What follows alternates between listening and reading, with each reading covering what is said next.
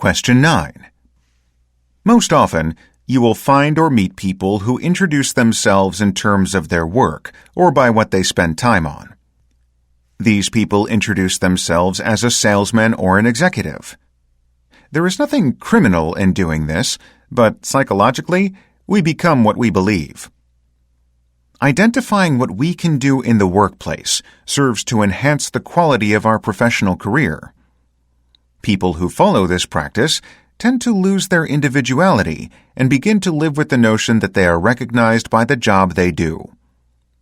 However, jobs may not be permanent, and you may lose your job for countless reasons, some of which you may not even be responsible for.